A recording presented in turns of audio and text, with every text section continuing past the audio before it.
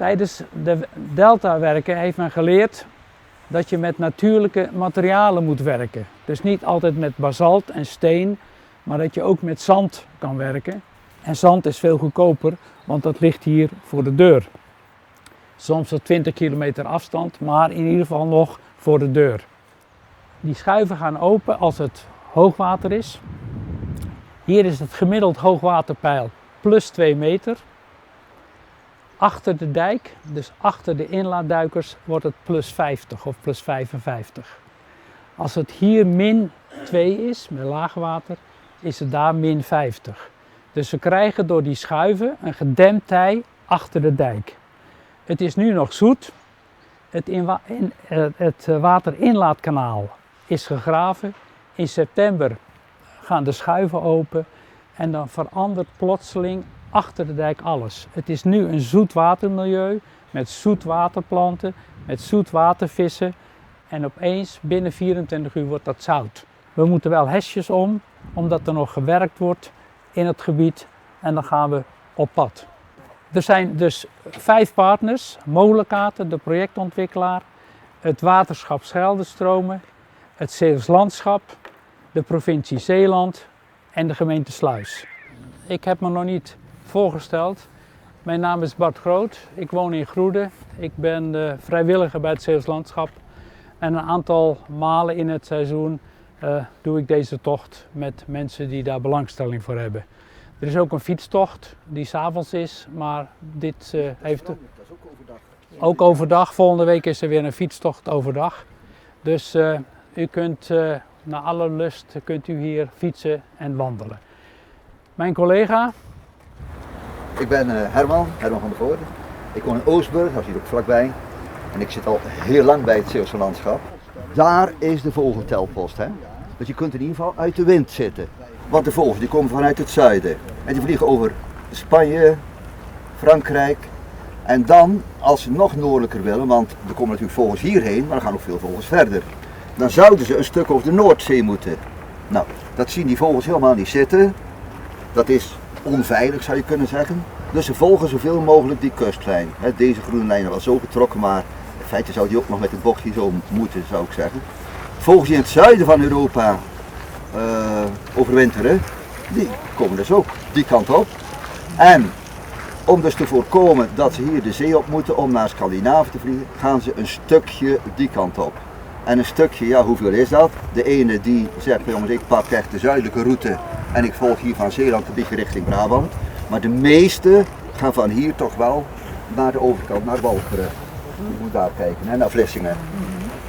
Ja, we hebben hier een mooi overzicht over het gebied. U ziet de kreken die al gegraven zijn. En die lopen helemaal tot aan die boerderij daar. Die boerderij, dat is het Hof Waterdune. Dat is de zetel van de beheerder van het Zeeuws Landschap. En daar wordt met aquacultuur geëxperimenteerd. Dus oesterteelt in dit gebied, in die kreek. En ook zilte groenten.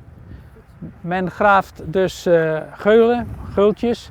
Men krijgt een zout-zoet gradient en op verschillende hoogten probeert men gewassen te telen. En zo te experimenteren met gewassen die zoutresistent zijn. Kwel is een enorm probleem voor Nederland. In de delta, alles verzilt. Dus de toekomst is voor een landbouw of een tuinbouw die ook weg kan met brak water, waar groenten op geteeld kunnen worden. Dat wordt daar geëxperimenteerd. Nou, er was heel veel weerstand tegen dit project, heel veel weerstand.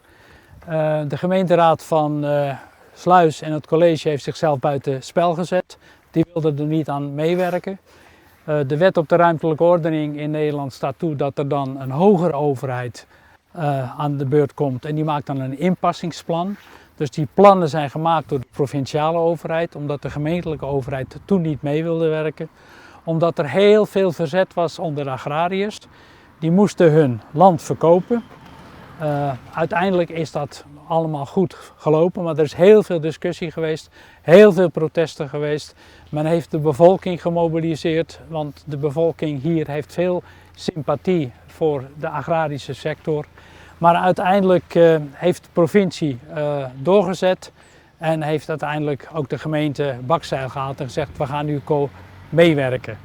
Maar het was heel omstreden, maar nu hoor je eigenlijk geen wanklacht meer. En iedereen is nu benieuwd hoe het er straks gaat uitzien als het echt het zoute water erin komt.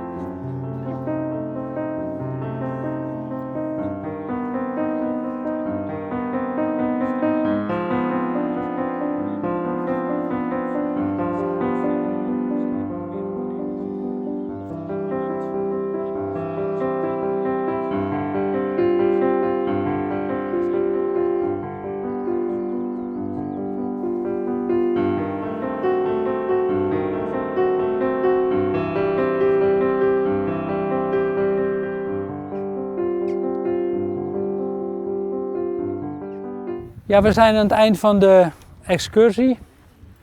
Ik hoop dat u genoten heeft. Zeker. U kunt meekomen naar loods 10. En als u zegt ik heb geen zin om die dijk op te klimmen, dan geeft u mij uw hesje en dan breng ik dat naar boven. Ja? Volgend jaar beloof ik, maar pin me er niet op vast dat het zout is.